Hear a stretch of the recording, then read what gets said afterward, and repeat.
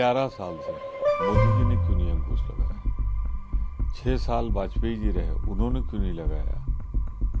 जो जहां पूजा कर रहा था, इबादत कर रहा था, उसको करने का अधिकार था। आजादी इसीलिए तो मिली थी। अरे सर्वे हो ही गया था इतने आनन फानन में। कौन सा कोर्ट का आदेश?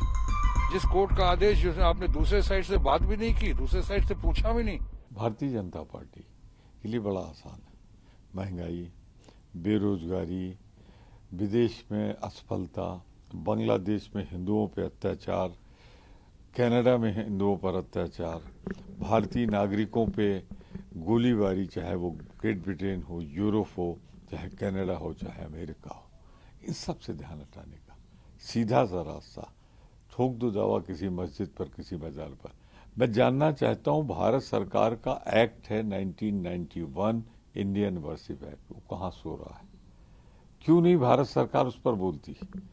जवाब तो भारत सरकार को ही देना है। अजमेर में बताएगी 1991 के बाद ये कहीं भी किसी भी अदालत को दखल देने का अधिकार नहीं। लेकिन गिरिराज सिंह ने ठहरा दिया फिर कि भाई हमारे मंदिर मुगलों ने तोड़े, मस्जिद बना दिए, पंडित नेहरू तुष्टीकरण के कारण इन चीजों पर अंकुश नहीं लगाया। आज याचिका लेकर लोगों को अदालत जाना पड़ रहा है। 11 साल से मोदी जी ने क्यों नहीं अंकुश लगाया? 6 साल वाजपेयी जी रहे, उन्होंने क्यों नहीं लगाया? जो जहां पूजा कर रहा था, इबादत कर रहा था, उसको करने का अधिकार था। आजादी इसीलिए तो मिली थी।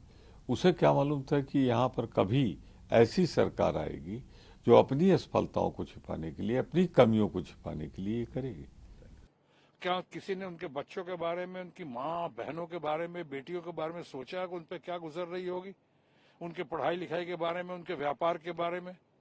ये पूरा कभी इंटरनेट बंद हो जाता है, क्यों? और प्रशासन को भी इस बात पे ना सिर्फ इलाज करना होगा, बल्कि लोगों को कन्विंस करना होगा कि ऐसा क्या हुआ कि चुनाव के एक दिन पहले ही 19 तारीख को इतना बड़ा कांड हो गया। उसके बाद फिर सर्वे दोबारा क्यों हुआ, जैसा कुछ लोग मांग कर रहे हैं। अरे सर्वे हो ही गया था इतने आनन फानन में। कौन सा कोर्ट का आदेश?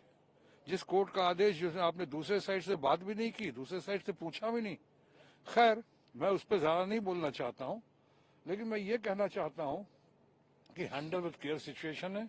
अब इसको टालने मटोलने से बात नहीं चलेगी। इसके गहराई में जाना होगा। जो दो दोषी हैं उनको सजा मिलेगी और मिलनी चाहिए। डिटरेंट पनिशमेंट मिलना चाहिए ताकि आगे समाज में ऐसा ना हो, सब लोग मिलजुल कर रहे।